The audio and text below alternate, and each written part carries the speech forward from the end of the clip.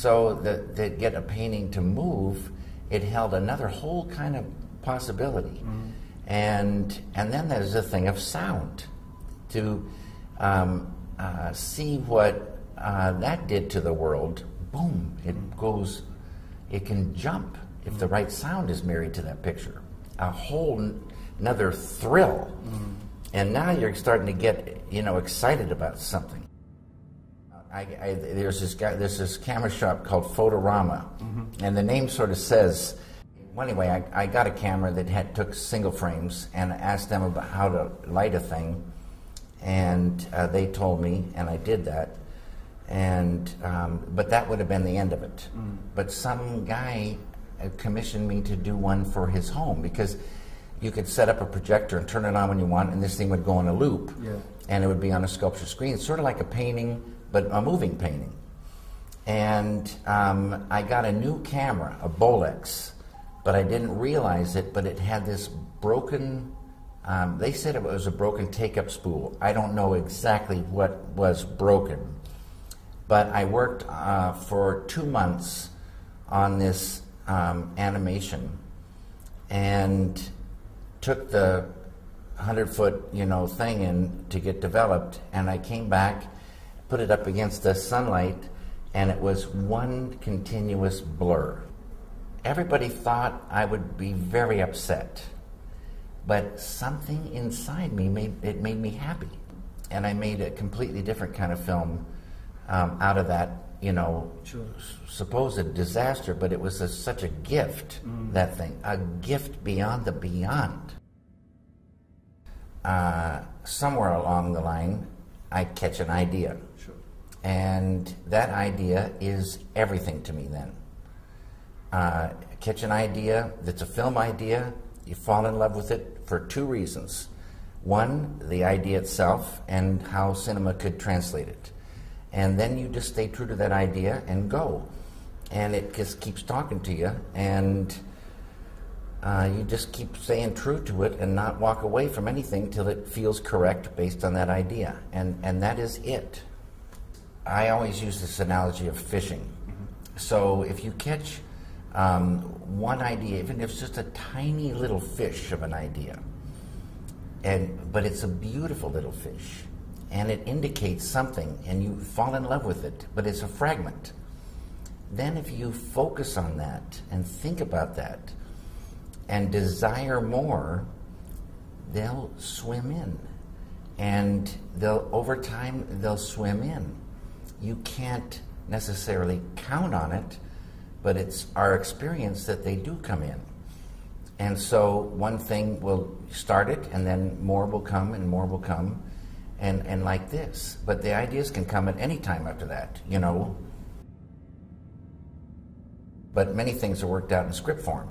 So by the time the script is finished, you present it to somebody, I guess, in the system, and then it's one big idea, many little parts, but they see the whole. To me, a script is like a blueprint. It's not the finished house. So, and there's millions of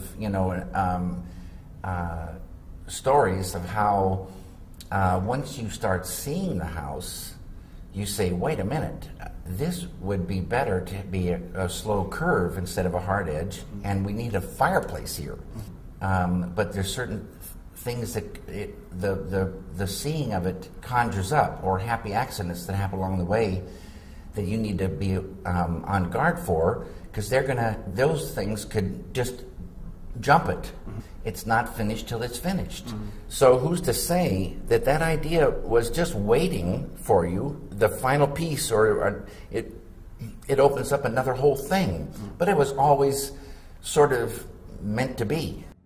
There can be something in the script, but when you actually get into doing it, it's so much more full, and you discover things that came out of the script, but in doing it, it carries it further. And so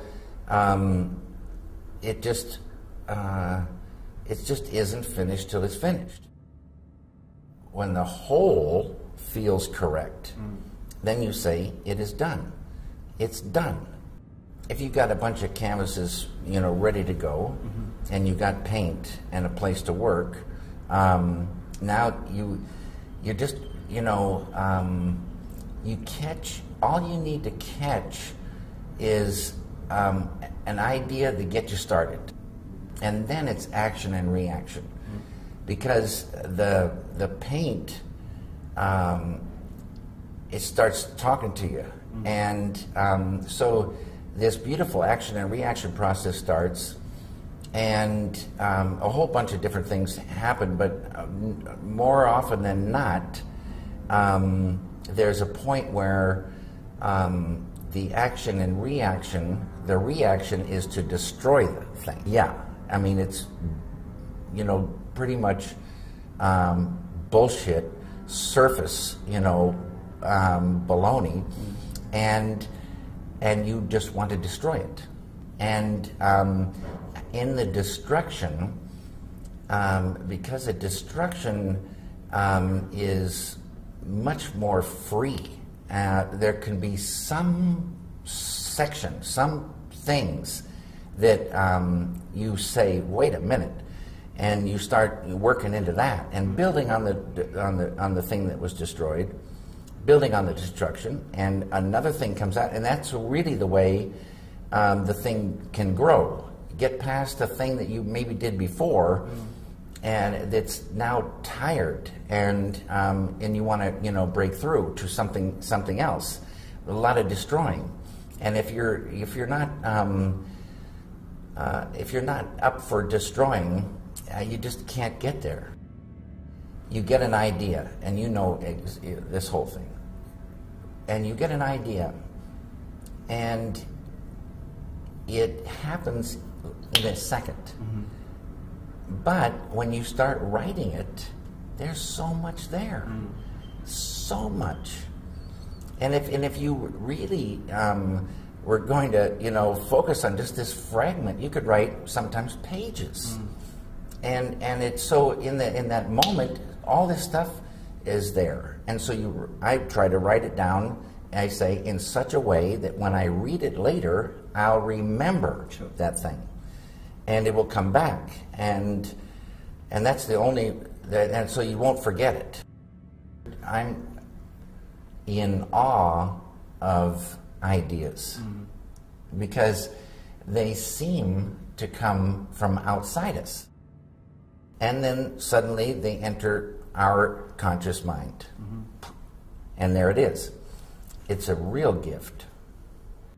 The surface is beautiful, but it's the surface. And so when we see a person, we see the surface. And as they begin to talk, we through the hearing, we get glimpses of something more than the surface. And then there's this thing about cinema where it can say things that words can't really say, and so there's a thing in the person. You're seeing the surface, you're hearing the words, but there's something else there that somehow cinema could start saying. I think a great poet, you know, they'll articulate those abstractions in words. Right. But cinema can do that with picture and sound flowing together in sequences. So it's kind of magical. Yeah. But it goes into the abstract. And I love the idea of going deeper into a world, or deeper into a character in the world. What I liked about this video is that it was, it reminded me of earlier, not that early, but like 30s films where it wasn't so sharp, and it had more of an impressionistic thing, and then that it made it less real and therefore kind of magical. Did you operate? Yeah. Had you operated before? No, but I mean sometimes some shots I'd like to, you know, but not much. That's another thing. There's, as you know, if you've got the camera, you're going to do something that you wouldn't do if you're back here and there's two people in front of you, you know, and you don't have the hands on.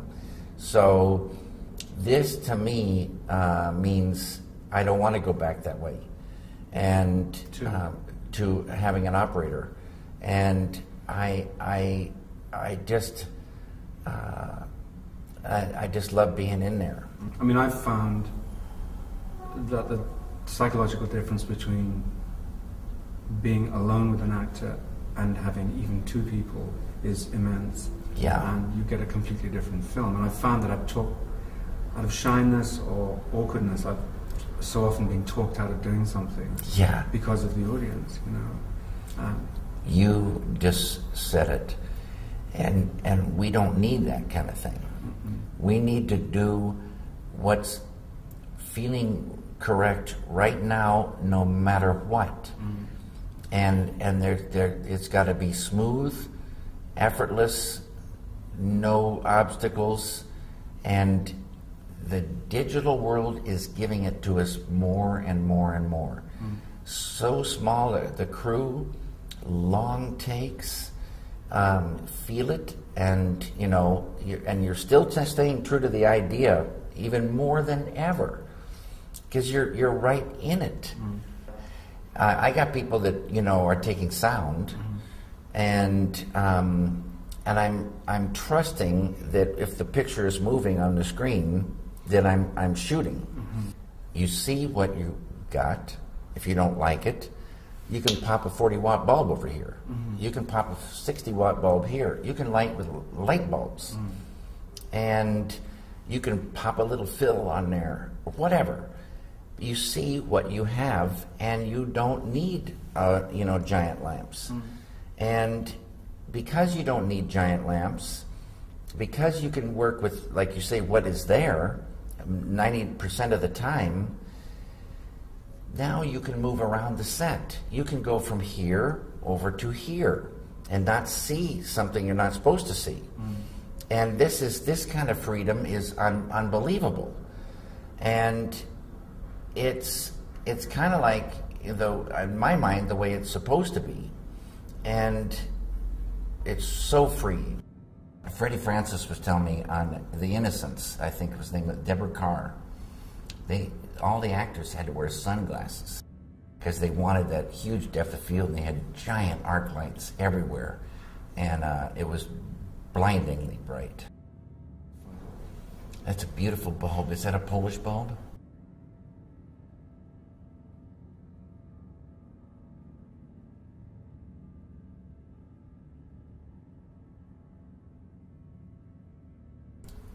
Once you start, there's no interruptions. 40 minutes of tape. You're lit.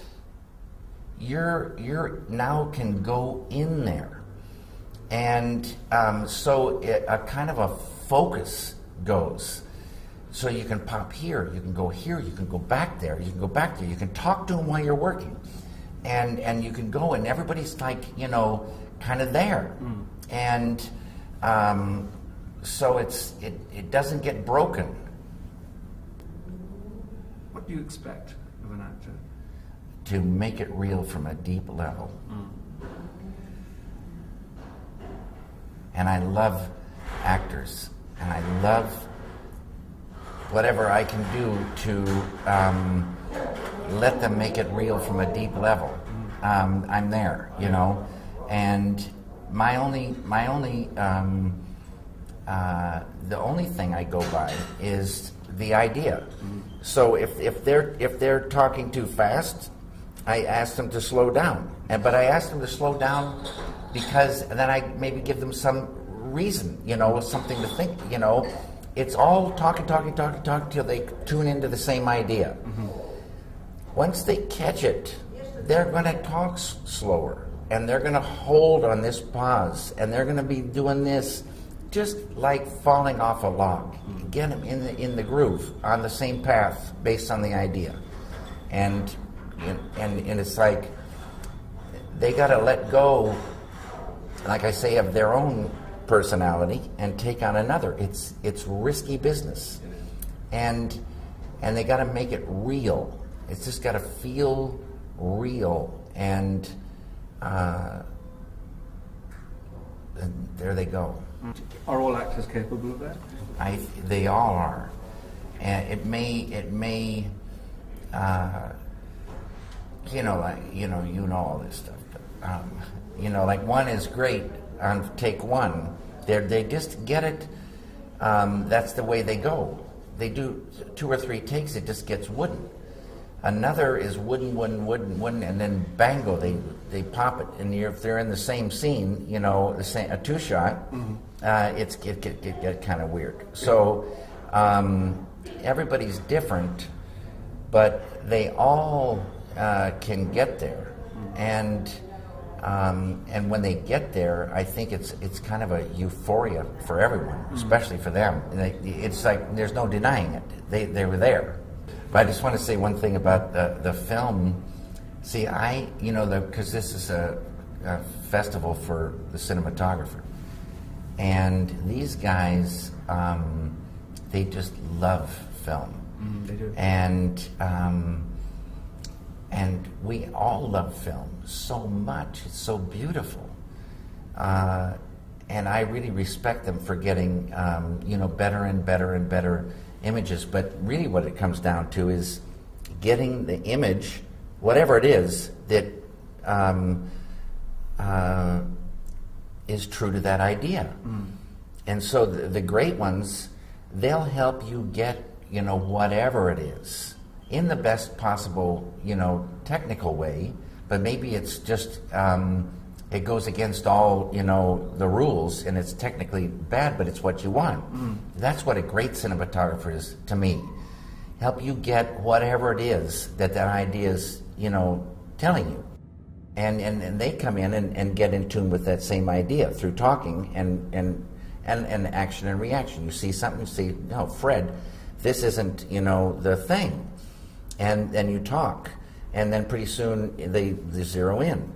And so if everybody you're working with gets zeroed in on the same thing, and then they help you get that. Film is beautiful, but it's now having had this experience, I would die. I would die to go that slow ever again. And it's slow not in a good way, slow in a death. Do you think you won't go back? No, I'm not going back.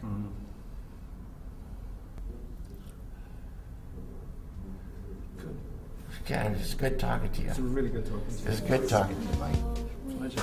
Yeah. Thank you. You're a good guy.